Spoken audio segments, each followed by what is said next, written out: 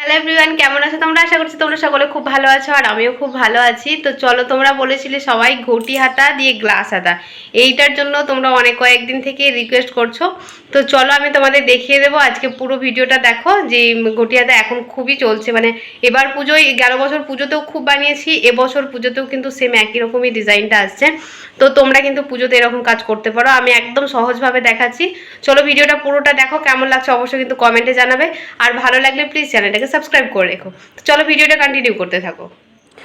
তো দেখো এখানে আমি কি করেছি, ব্লাউজটা কিন্তু কাট করে নিয়েছি, তারপরে সাইড থেকে আমি কাপড়, আর সবসময় ব্লাউজটা যখন কাট করবে তখন এক সাইড থেকে কাটিং করবে, কারণ তা না হলে কিন্তু ঘটি হাতার জন্য কাপড় কিন্তু তোমরা পাবে না। তার জন্য আমি এক সাইড থেকে দেখো কাপড়টাকে মানে ব্লাউজের সমস্ত পার্টসগুলো কেটে কেটে নিয়েছি, আর বাকি যেটা আছে সেটাকে আমরা এবার কাট করব।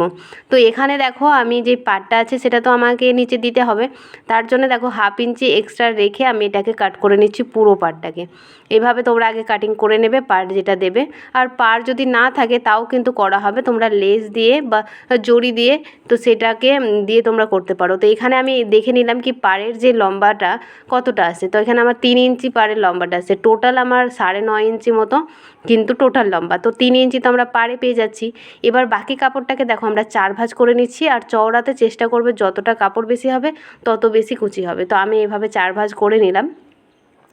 এবার আমরা দেখব কি আমাদের লম্বাটা কতটা আসছে। তো এখানে আমার লম্বা টোটাল হচ্ছে 9.5 ইঞ্চি, তো 3 ইঞ্চি দেখো এইভাবে মাইনাস করে দিলাম। তারপরে দেখো এখানে আমার 10 ইঞ্চি মতন আসছে। তো একটু সামান্য আমার ছোট হবে, আরও একটু হলে ভালো হতো। তো এখানে কোনো অসুবিধা নেই, তো এখানে আমি দেখো কম নিয়ে নিলাম। এবার 6 ইঞ্চি মতন কাপড় কিন্তু আমি এক্সট্রা রাখছি সেটার জন্য, কুচির জন্য। তারপর থেকে দেখো আমরা এবার হাতার যে মাপটা সেটা করব। তো এখান থেকে দেখো হাতার যেই মোহরার মাপটা আছে সেটাকে আমরা দেখে নিলাম কত আছে। এখানে আমার 8 ইঞ্চি আছে, তো 8 ইঞ্চি দিয়ে এখানে মার্ক করে নিলাম। নর্মালি যেরকম আমরা হাতা কাটিং করি, ডাউন করলাম 4.5 ইঞ্চি। এবার নর্মালি দেখো এইভাবে আমরা ডাউনের সাথে কিন্তু এইভাবে একটা শেপ দিয়ে নিলাম। এবার এটাকে মিলিয়ে নিলাম। মোহরির মাপটা এখানে না দিলেও চলবে, এখন আমরা যখন কুচিটা দিয়ে নেব তখন কিন্তু মোহরির মাপটা ঠিকঠাক করে দিয়ে নেব। এখানে অতটা তোমাদের একদম ফিটিংস দেওয়ার দরকার নেই, কম বেশি হলে আমরা সেলাইয়ের সময় ম্যানেজ করে নেব। বুঝতে পারলে, এখানে তালপাট কাটারও কোনো দরকার নেই। ঘটি হাতার ক্ষেত্রে তালপাট না কাটলে কোনো প্রবলেম হবে না, খুবই সুন্দর কিন্তু হয়ে যাবে। তো দেখো এখানে আমি দুটো হাতা কাটিং করে নিলাম, কতটা সহজ দেখতে পেলে, কোনো প্রবলেম নেই। আমরা কুচির জন্য কাপড় এক্সট্রা রেখে আমরা বাকিটা কিন্তু নর্মালি হাতা কাটিং মতো করে নিলাম। এবার যেখানে পাটটা আছে সেটাকেও দেখো সাইডেও এক্সট্রা কাপড় আছে, সেটাকেও আমরা কাট করে বাদ দিয়ে দেবো। 1/2 ইঞ্চি অবশ্যই রাখবে, একদম সেম বরাবর কিন্তু কাট করে দেবে না, কারণ আমাদের সেলাইয়ের জন্য তো কাপড় রাখতে হবে তার জন্য। তো এতটা আমাদের কাপড় লাগেও না। তো মোহরিতে আমাদের যেটা হয়ে যায় সেটা যেটার মানে মোহরিতে লাগানোর পরে যেটা এক্সট্রা বেঁচে যায় সেটাতে কিন্তু আমরা লটকন করে নিতে পারি। এখন ডিজাইনার বিভিন্ন লটকন হচ্ছে, সেটা কিন্তু আমরা সেই পাটটা কিন্তু কাজে লাগাতে পারি। তো এখানে আমার লাইলিন আছে, তো চলো লাইলিনটাকে এবার বসিয়ে আমরা কাট করে নেব। তো এখানে দেখে নেব কি লাইলিনটা আমাদের কোন দিক থেকে আসে। এখানে কিন্তু আমি 80 সেন্টিমিটার লাইলিন নিয়েছি।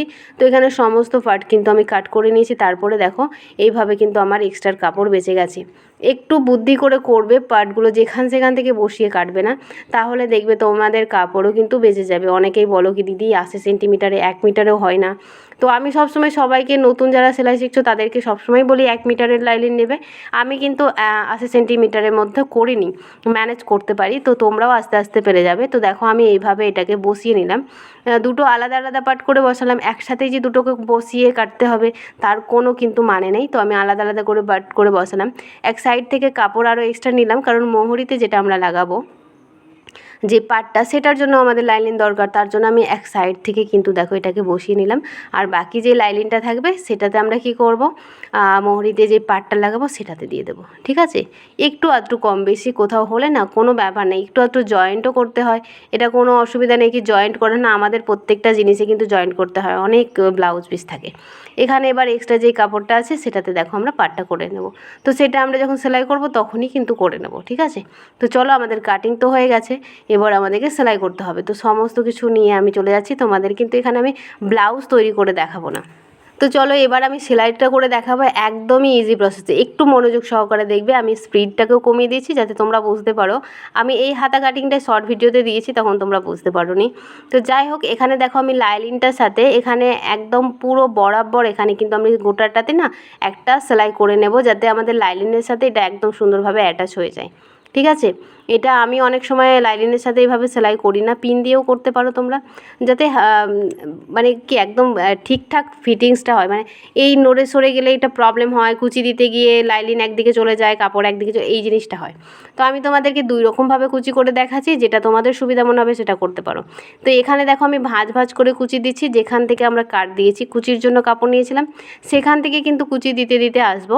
তার থেকে যদি আমাদের কম বেশি হয়, যখন হাতাটা আমরা মহরিটা মাপ করে নেব, যদি আমাদের কম বেশি হয় তো একটা কুচি যদি কম হয় তাহলে একটা কুচি খুলে নেবে, আর যদি বেশি হয় তার একটা কুচি দিয়ে নেবে। এরকমভাবে করবে, কোনো অসুবিধা নেই। তো আরেকভাবে আমি কুচি লাগানো দেখাচ্ছি, দেখো জাস্ট এইভাবে তোমরা মেশিনটা চালাবে, আর হাতের দেখো এইভাবে আমরা একটু মানে কি বলবো, শুধু হাতটাকে নিয়ে যাবে, একটু কুচি কুচি টাইপের হবে, মানে কি বলবো, জড়ো জড়ো টাইপের এরকমভাবে দেবে। তো এই কুচিটাতে কিন্তু বেশি ফোলে, মানে এটা আমরা যখন অল্প কাপড় থাকে, যখন ধরো 6 ইঞ্চি কাপড় যেমন আমি কুচির জন্য এক্সট্রা নিলাম, সেটা ধরো 3 ইঞ্চি বা 4 ইঞ্চি কাপড় আছে, তখন কিন্তু আমরা এইভাবে করে থাকি। আমি তোমাদেরকে দুই রকম করেই দেখালাম এই কারণেই, কারণ অনেক সময় অনেক কাপড় কম থাকে, তখন তোমরা এই জিনিসটা করতে পারবে। এটাতেও কিন্তু খুবই সুন্দরভাবে ঘটি হাতা হয়, দেখো তোমরা, এইটাও আমি বেশিরভাগ ক্ষেত্রে করে থাকি। তো এইভাবে তোমরা কিন্তু করতে পারো, আমি দুই রকমভাবে তোমাদের দেখিয়ে দিলাম, তোমাদের যেটা ভালো মনে হবে সেটা করবে।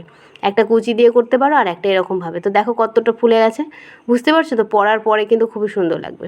তো দেখো এখানে আমি দেখাচ্ছি, এবার দেখো আমার যে পাটটা আছে আর লাইলিনটা আছে সেটাকে আমরা কাট করে নিয়েছি।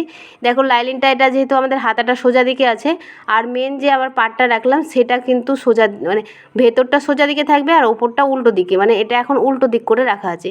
আর মাঝখানে হাতাটা রাখলাম আর ভেতর দিকে লাইলিনটাকে রাখলাম। তো এইভাবে মিডিলে ওটা রেখে জাস্ট আন্ডারগ্রাউন্ড করে সেলাই করব, বুঝতে পেরেছো? তাহলে আমাদের এই সেলাই মার্জিনটা কিন্তু আর দেখা যাবে না। তো এরকমভাবে কাজ করবে, দেখবে হাতের কাজ খুবই সুন্দর ফিনিশিংয়ের সঙ্গে আসবে।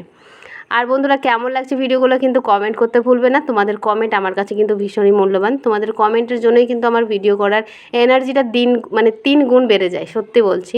আর তোমরা এত দূর দূর থেকে কমেন্ট করছো, দিদি ভাই এটা দেখো, আমার ভীষণই ভালো লাগছে। আমার ইচ্ছে করে তোমাদের সমস্ত ভিডিওই প্রতিদিন তোমাদের কথা মতো ভিডিও দিই। তো চলো আমি তোমাদের এখানে দেখো জাস্ট আমরা এটাকে সমান করে নেব। সমান না করলে আমি যেটা আন্ডারগ্রাউন্ড সেলাই করবো, এবং মোহরির কাছে আমরা ভাঁজ করে কিন্তু সেলাই করব না।